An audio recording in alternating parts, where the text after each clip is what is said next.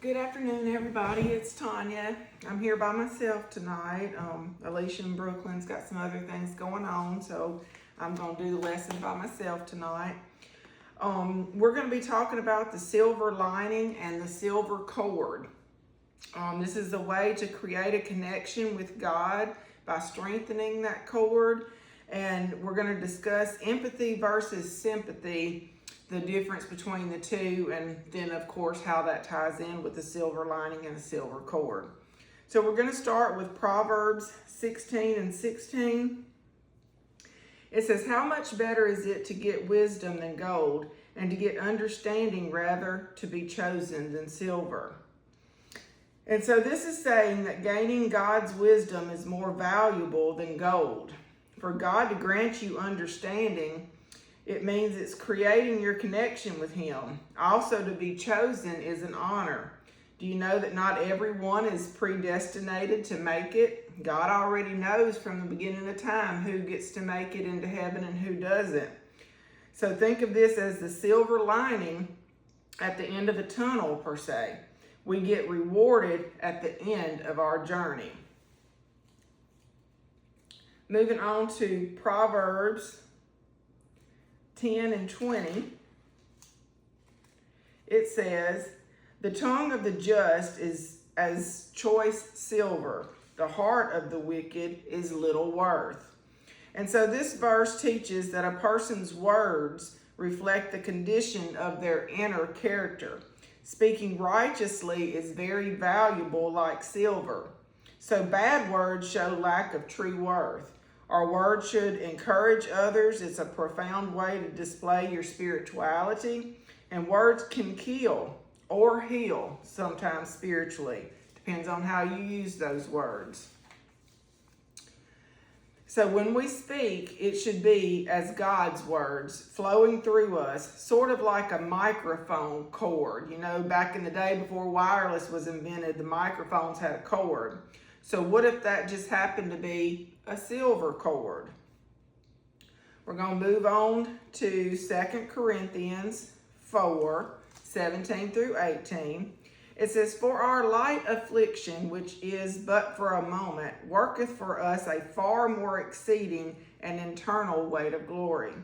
While we look not at the things which are seen, but at the things which are not seen, for the things which are seen are temporal, which means temporary, but the things which are not seen are eternal." And so verse 17 is explaining that this present life is just temporary and that we have to work towards our eternal glory. Verse 18 explains that we have to look past the veil. Do y'all sometimes feel like something's in front of our eyes that shouldn't be there? That this human world shows us to look into the future of our spiritual realm. We've all been blinded and not seeing that future spiritual realm. We can't always see it, but it doesn't mean it's not there. So the silver lining is our faith in God will see us through until the end. And we want to make that silver cord connection with God as strong as possible so that it does not get cut, broken, severed, detached, etc. So this is for me to give you a brain spark. I want you to think about something. Imagine having an invisible silver cord that comes down. It's attached to you and it's from God. It's like an internet cord that downloads information to you. You can't see it, but you know something is there. Would you want that as strong as possible, or will you let it go unattended and take that chance of it being unraveled during the rapture? Will it be strong enough to hold you while being raised up? This is how I visualize the rapture occurring. What I imagine will be different from what others imagine. How do you see the rapture happening? So moving on to Proverbs 2, 1 through 6. It says, "My son, if thou wilt receive my words and hide my commandments with thee." So verse 1 is saying God's asking you if you will receive, heed his words. so that thou incline thine ear unto wisdom, and apply thine heart to understanding. So lean in and hear his wisdom, and then apply it to your heart. Yea, if thou criest after knowledge, and liftest up thy voice for understanding, if you seek his knowledge and then spread it to others, if thou seekest her as silver, and searchest for her as for hidden treasures, so then you are a priceless treasure. Remember this, silver seeker. Are you out there seeking that silver? Then shalt thou understand the fear of the Lord, and find the knowledge of God. Then you fear the Lord, and understand his knowledge that he's given you. For the Lord giveth wisdom, out of his mouth cometh knowledge and understanding. So if you go back to a previous section of how the words that come out of your mouths should reflect him, we were talking about Proverbs 10 and 20. So build that connection, do maintenance and maintain strength with that silver cord, then speak and act accordingly. In God's eyes, you are more precious than silver. So that silver cord is real strong when you are obedient and listen and follow his words. Moving on to Ecclesiastes 12, 6 through 7. It says, or ever the silver cord be loosed, or the golden bowl be broken, or the pitcher be broken at the fountain, or the wheel broken at the cistern. Then shall the dust return to earth as it was, and the spirit shall return to God who gave it. So reading these two scriptures, most people think about human death. It talks about the golden bowl being broken, or the wheel broken at the cistern, which means it can't be fixed. And then returning to dust. All of us know that that's what, Genesis says, will return to dust. All of this points towards human death.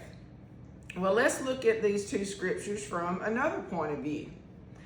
If ever the silver cord be loosed, what does that mean? We've been talking about that silver cord.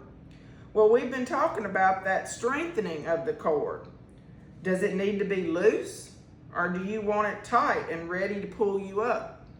Do you want to be dust for Satan to eat, or do you want to return unto God with the spirit that lives within you? I believe that we should commit ourselves to God while we are strong, so that our cord is strong. Don't wait until your lowest point to reach him. What if he cuts that cord? What are you going to do then? I don't think he will, but I wanted to get that silver lining message across. You want that cord strong? We want that silver lining at the end of our journey. Moving on to Psalms 12. We're going to read this whole passage. It says, help, Lord, for the godly man ceaseth, for the faithful fail from among the children of men. They speak vanity, every one with his neighbor. With flattering lips and with a double heart do they speak. The Lord shall cut off all flattering lips, and the tongue that speaketh proud things. Who have said, with our tongue will we prevail, our lips are our own. Who is Lord over us? For the oppression of the poor, for the sighing of the needy, now will I raise, saith the Lord. I will set him in safety from him that puffeth at him. The words of the Lord are pure words, as silver tried in a furnace of earth, purified 7 times. Thou shalt keep them, O Lord, thou shalt preserve them from this generation forever. What generation we've been talking about, y'all? The wicked walk on every side when the vilest men are exalted. So what is going on in our world today? I want you to ask yourself that question. Verse 8 says, the vilest men are exalted. What does that mean? They're held in high regard and escape judgment here on earth. I mean, what's going on with Epstein files, the P. Diddy cases, just all of that. Everyone is worried about keeping up with the Joneses. Think about it. On Facebook, everybody, oh, I went here. Oh, I bought this. I'm doing this. Everybody's worried about that worldly stuff. That's vanity.